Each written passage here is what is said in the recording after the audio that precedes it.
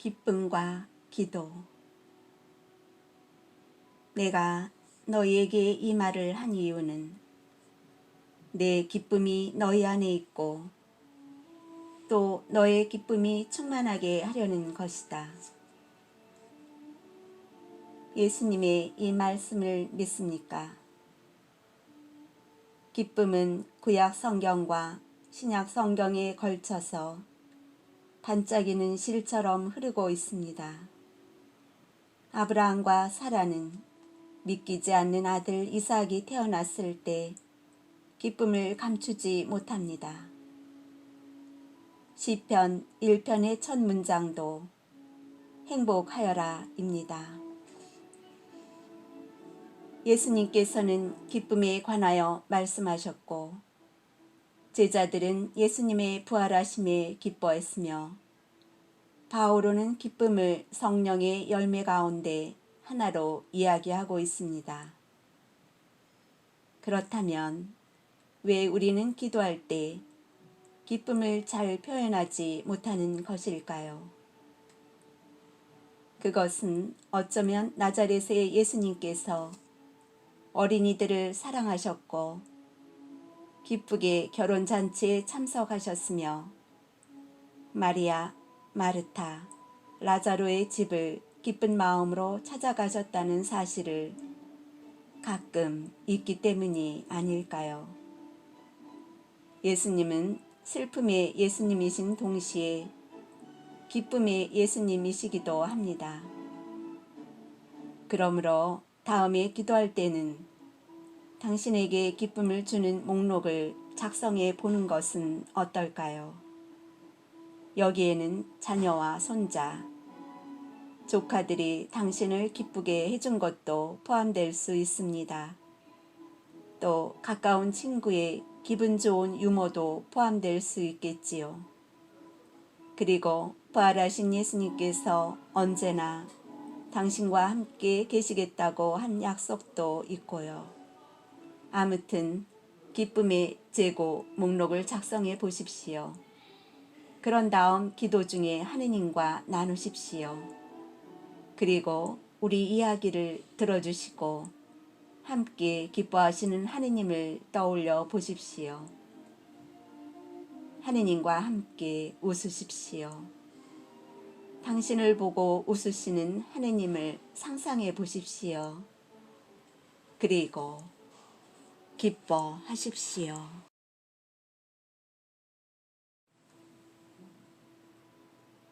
성체적인 삶을 위하여 기도하기.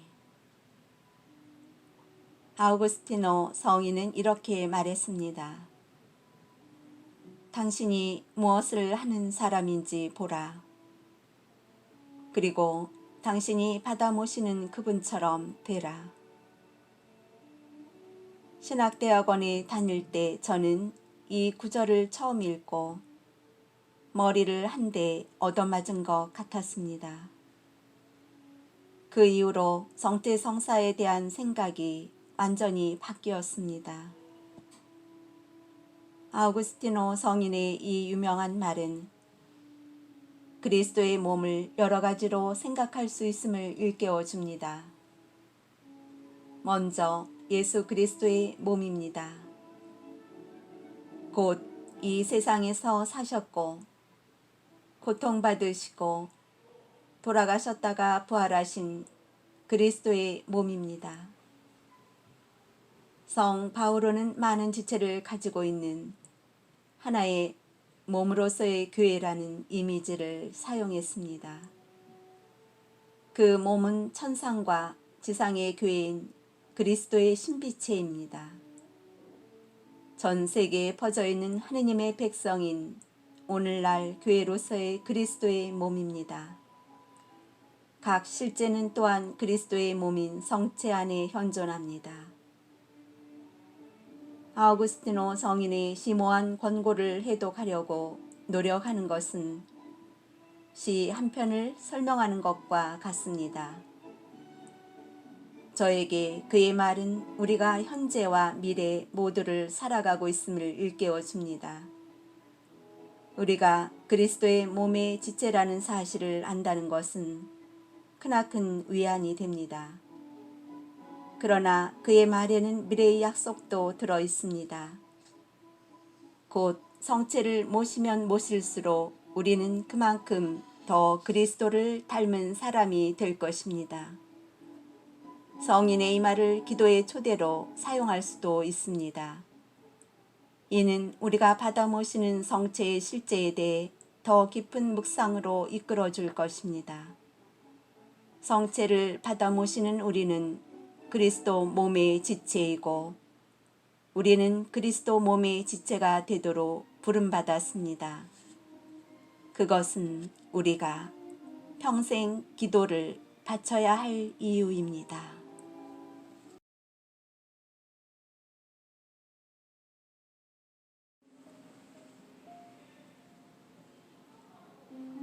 감사로 시작하기.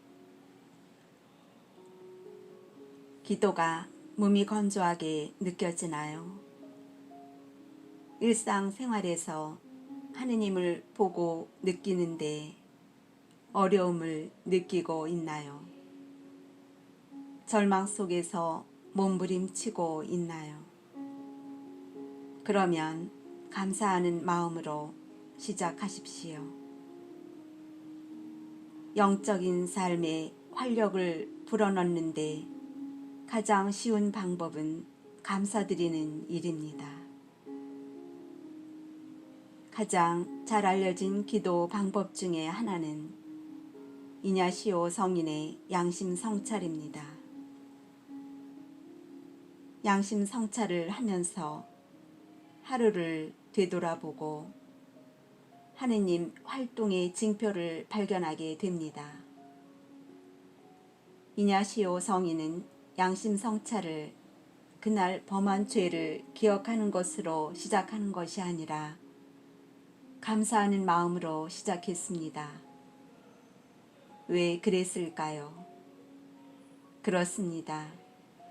우리는 삶의 부정적인 것들에 초점을 맞추는 경향이 있습니다. 우리 가운데 많은 사람은 문제 해결에 능숙합니다. 과거를 되돌아보면 무엇이 잘못되었는지, 무엇을 해결해야 하는지에 자동적으로 집중합니다. 이러한 성향은 자연스러운 감정의 흐름이며 선사시대 사고방식의 흔적입니다. 곧 선사시대의 동굴 생활을 하던 사람들이 생존할 수 있었던 방법은 위험에 대해 가장 먼저 경계하는 것이었습니다. 하지만 문제에 집중하면 축복을 간과할 수 있습니다. 혹시 감사할 만한 일이 별로 없다고 느낀다면 나날의 작은 축복들을 찾으려고 노력하십시오. 땅콩버터와 잼을 바른 샌드위치의 맛. 오늘 하루를 가볍게 만들어준 재미있는 농담 한마디. 친구에게 걸려온 예기치 않은 전화 한 통. 비바람을 막아주는 벽과 지붕. 식탁 위에 놓인 음식. 일거리 등 우리는 오늘 하루 받은 축복을 기억하고 하느님께 감사합니다 하고 말씀드리면 되는 것입니다. 독일의 신비주의 철학자 마이스터 에크하르트가 이런 말을 했습니다. 평생 동안 당신이 감사합니다 라는 기도만 바쳤다면 그것으로 충분할 것입니다.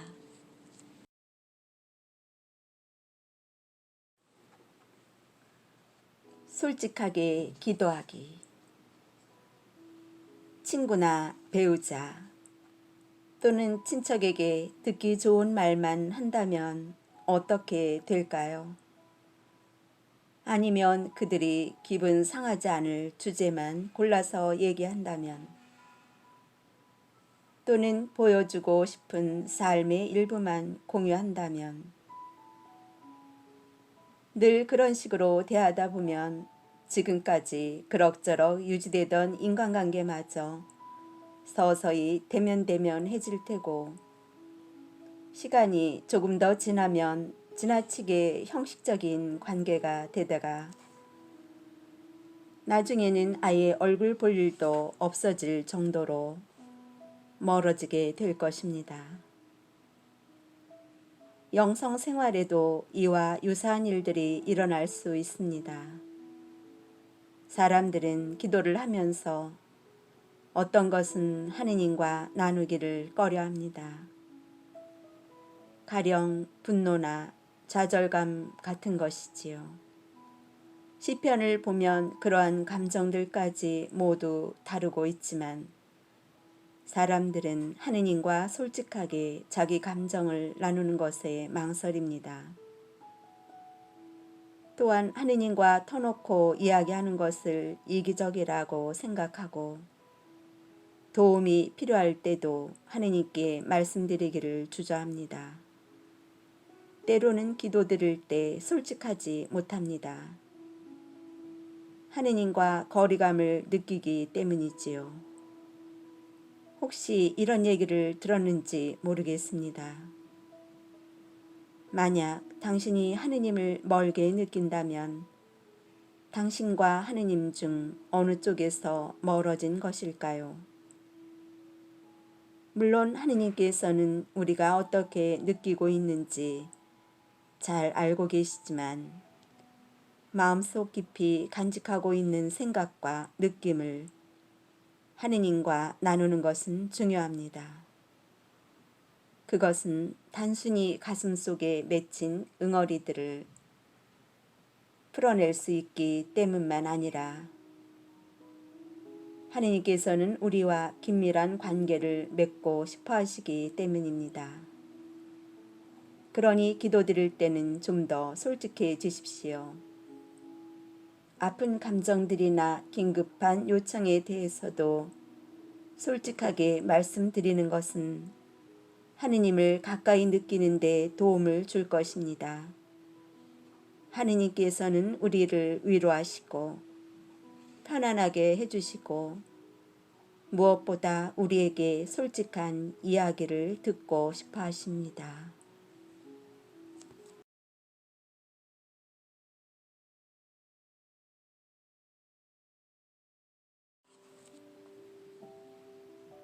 공동의 집, 지구를 위하여 기도하기. 프란치스코 교황님의 생태회칙 찬미 받으소서는 공동의 집을 돌보는 것에 관한 회칙이라는 부제를 달고 있습니다. 여기에서 저는 제2장의 내용 가운데 예수님의 눈길 부분을 가장 좋아합니다. 이 글은 제가 창조를 보는 시각을 변화시켜 주었습니다. 우리는 깊은 의미에서 예수님의 인성 안에서 하느님이 피조물 가운데 사셨다는 것을 이미 알고 있습니다. 또한 사람들에게 하느님 나라에 대한 이해를 돕기 위해 예수님께서 비유를 들어 말씀하실 때 씨앗, 새, 구름, 밀, 물고기 등과 같은 자연의 이미지들을 사용하셨음을 알고 있습니다. 교황님은 회칙 찬미받으소서에서 참신한 통찰력을 제공하고 있는데 그것은 바로 예수님께서 창조된 만물을 즐기셨다는 것입니다. 주님께서는 세상에 있는 아름다움에 주의를 기울이라고 다른 이들에게 권유하실 수 있었습니다. 주님께서는 언제나 자연과 관계를 이루시면서 큰 사랑과 경탄으로 자연에 관심을 기울이셨기 때문입니다. 당신께서 사시던 지역의 구석구석을 다니시다가 잠시 머무시면서 당신의 아버지께서 심어놓으신 아름다움을 음미하시고는 그 안에 담긴 하느님의 메시지를 이해하도록 당신 제자들에게 권유하셨습니다. 삼라만상과 함께 기도하자는 초대는 얼마나 경이롭습니까?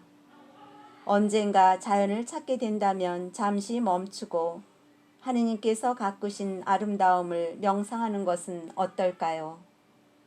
바다에서 숲속에서 또는 일몰전에 어디에 있든지 이 아름다운 자연이 우리를 만물의 창조주이신 하느님께 감사드릴 수 있게 이끌도록 내맡겨 보십시오. 그 감사는 공동의 집인 지구를 위해서 기도하도록 자연스럽게 이끌어 줄 것입니다. 또한 하느님께서 우리를 위해 마련해 주신 이 아름다운 세상을 위해 일하며 보호하도록 이끌어 줄 것입니다.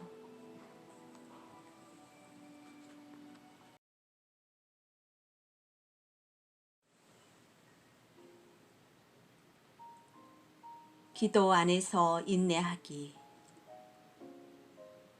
제가 좋아하는 기도 가운데 하나는 프랑스의 한 예수회원이 쓴 편지의 한 부분입니다. 그분은 1955년에 돌아가신 사제이며 작가였고 고생물 학자였던 테아르 드 샤르댕 신부입니다. 이 편지는 샤르댕 신부님이 한 젊은이에게 인내하기를 촉구하며 쓴 편지입니다.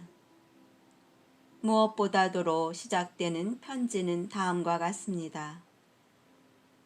하느님께서 하시는 더딘 작업을 신뢰하십시오. 우리는 매사에 빨리 결과를 보고 싶은 나머지 인내하지 못하고 맙니다. 기도는 모든 것에서 인내해야 할 필요성을 암시합니다. 대림 시기는 인내의 때입니다. 대림 시기의 중심 이미지는 아이를 가진 여인, 곧 예수님을 잉태하신 성모님입니다.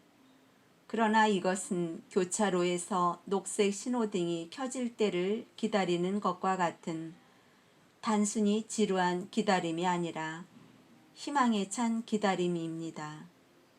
곧 하느님께서 무엇인가 신나는 일을 하실 것이며 하느님께서 무엇을 주시든 우리가 상상하는 것 이상을 주시리라는 확신이 드는 그런 기다림인 것입니다. 그러나 여전히 기다린다는 것은 쉽지 않습니다. 아마도 가장 어려운 것은 우리 자신이 변화하는 것을 기다리는 것일 겁니다. 우리 모두는 우리가 되고자 희망하는 사람의 이미지를 품고 살아가고 있습니다. 좀 더 친절하고 좀 더 자유로우며 좀 더 아량 있는 그런 사람 말입니다. 우리는 아직 거기까지 도달하지는 못했을 것입니다. 더 정확히 표현하자면 우리가 생각한 것만큼 빠르게 다다르지는 못한다는 것입니다. 어떤 피정에서 있었던 경험이 떠오릅니다. 하루는 피정 지도자에게 생각한 만큼 제가 빠르게 변화하지 못하는 것 같습니다. 라고 한탄을 한 적이 있었습니다. 그때 저는 갇혀 있다고 느꼈습니다. 그러자 피정 지도자가 이렇게 말했습니다. 창문 밖을 내다보세요. 그때는 한여름이었습니다. 저 나무가 무슨 색깔이지요? 그가 커다란 단풍나무 한 그루를 가리키며 물었습니다. 초록색입니다. 하고 대답했습니다.